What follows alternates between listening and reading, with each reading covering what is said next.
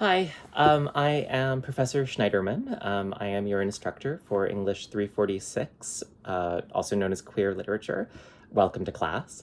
I was not going to make a video lecture until we'd met.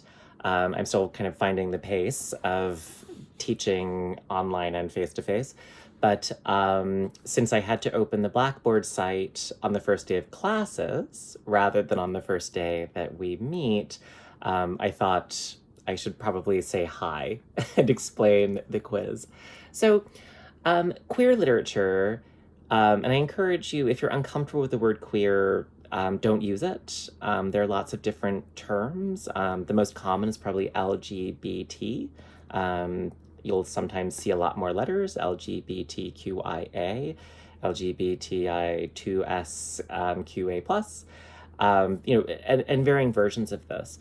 But queer emerged as a kind of umbrella term for everyone who wasn't straight and everyone whose gender wasn't, I hate to say this, but normal.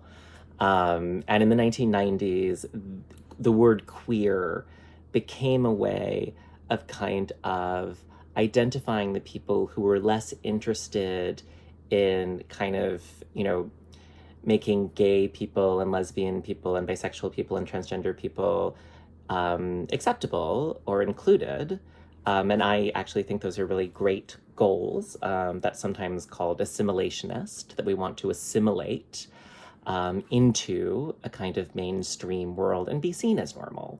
That, one goal of the gay rights movement would be to make being gay normal. And I think to a large extent now, it is.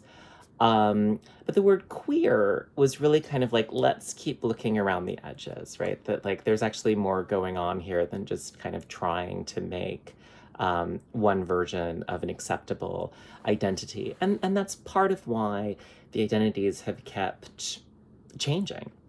And one of the things that we'll be doing in this class is we'll be taking a historical approach to queer or LGBTIAQ plus identity over time. And literature is a really great way into that because literature, I believe, is an archive of cultural thinking.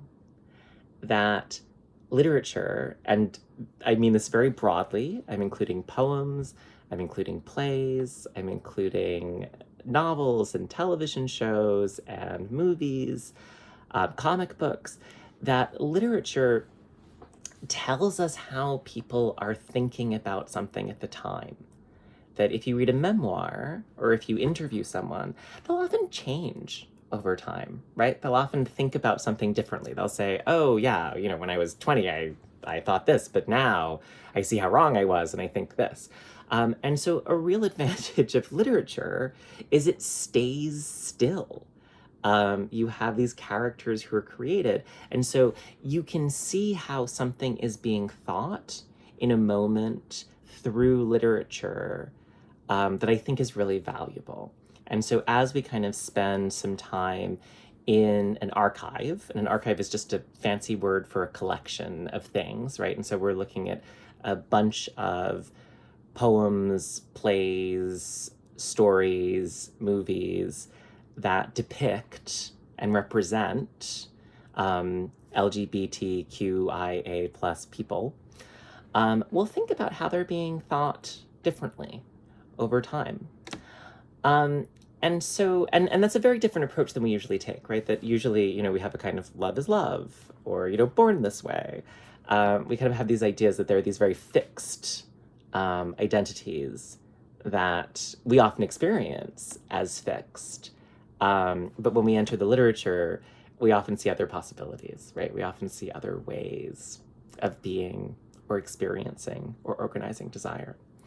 So that being said, and we can talk about more of this anytime you want.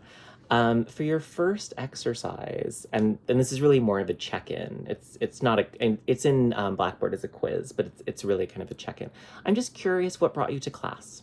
What made you interested in reading stories and poems and plays about queer people about lesbian, gay, bisexual, intersex, transgender, two-spirit people. And, you don't have to tell me a lot. It can be, probably a paragraph is sufficient. I'm just curious what brought you to class. And I look forward to getting to know you and hearing about where you come from. And I guess in time, I'll probably give you a little more sense of where I'm coming from.